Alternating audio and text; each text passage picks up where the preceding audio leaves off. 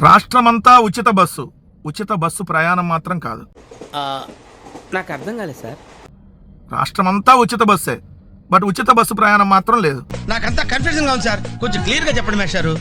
మీకు already guidelines ఇచ్చారు చూడండి. ఏ నాన్ స్టాప్ సర్వీస్కి ఉచిత బస్సు ప్రయాణం లేదు, ఏ సప్తగిరి ఎక్స్ప్రెస్కి ఉచిత బస్సు ప్రయాణం లేదు, ఏ ఆల్ట్రా డీలక్స్ బస్కి ఉచిత ప్రయాణం లేదు, ఏ సూపర్ లగ్జరీ బస్కి ఉచిత బస్సు ప్రయాణం లేదు, ఏ స్టార్ లైనర్ బస్సులకి ఉచిత బస్సు ప్రయాణం లేదు, ఏసీ బస్సులకి అసలు లేదు.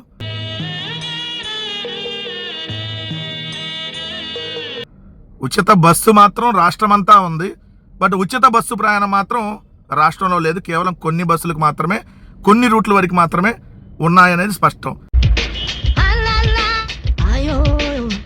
అంతకుముందు ఏం చెప్పారు? అధికారంలోకి వచ్చే ముందు చంద్రబాబు నాయుడు గారు తిరుపతి వెళ్ళాలన్నా, శ్రీకాళహస్తి వెళ్ళాలన్నా, లేదంటే ఏ టెంపుల్స్కి వెళ్ళాలన్నా, ఇప్పుడు తిరుపతి నుంచి తిరుమలకి వెళ్ళాలన్నా కూడా ఉచిత బస్సు లేదు.